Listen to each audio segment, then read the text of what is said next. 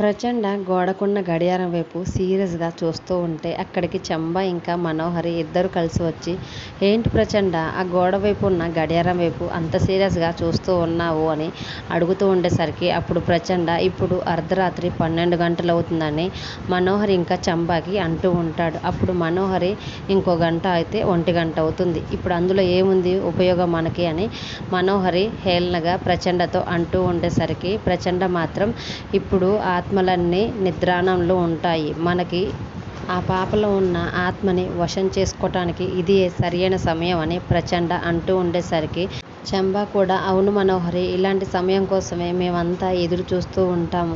ఈ సమయంలో ఆత్మశక్తులేవి కూడా పనిచేయవు అని అంటూ ఉంటుంటే ప్రచండ కూడా ఇప్పుడు ఆ పాప తోటి పిల్లలతో కలిసి హాయిగా నిద్రపోతుంది.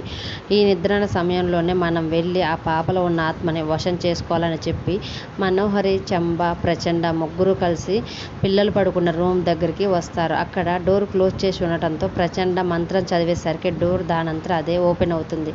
అది చూసి మనోహరి చాలా సంతోషంగా ఫీల్ అవుతూ ఉంటుంది. తర్వాత ముగ్గురు కలిసి పడుకున్న పిల్లల దగ్గరికి వెళ్ళి పడుకున్న బుజ్జమ్మ వైపు సీరియస్గా చూస్తూ ఉంటాడు. బుజ్జమ్మ మాత్రం హాయిగా నిద్రపోతూ ఉంటే మరోవైపు బాగి, అమర్ కూడా నిద్రలో ఉంటారు. ఈలోపు ప్రచండ కళ్ళు మూసుకొని ఒక మంత్రం చదివేసరికి నిద్రలో ఉన్న బుజ్జమ్మ అలా గాల్లో తేలుతుంది.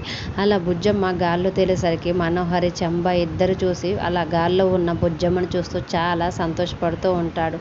ప్రచండ మాత్రం లేట్ చేయకుండా మంత్రాలన్నీ చదువుతూ ఉండేసరికి గాల్లో ఉన్న బుజ్జమ్మ మీదకి మంత్రశక్తులన్నీ కూడా ప్రచండ వేసినవన్నీ వస్తూ ఉంటాయి. ఈలోపు అమర్కి ఒక్కసారిగా ఎందుకో మేలుకు వస్తుంది.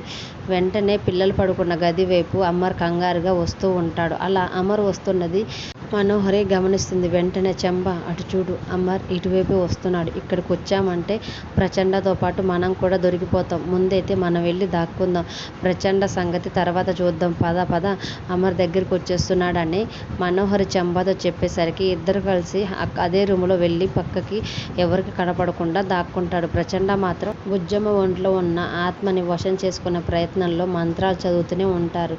మరి అమరు వచ్చి డోర్ దగ్గర చూసేసరికి నిజంగానే బుజ్జమ్మపై ఆత్మవశం చేసుకోవాలనుకున్న ప్రచండని చూస్తాడా, చూసినట్టుగానే మనకి చూపిస్తారు. మరి అమర్ ప్రచండాన్ని చూసాడా లేదా అనేది అప్కమింగ్ ఎపిసోడ్లో చూద్దాం. వీడియో నచ్చితే ప్లీజ్ ఒక లైక్ చేసి మన ఛానల్ని సబ్స్క్రైబ్ చేసుకోండి. Thanks for watching.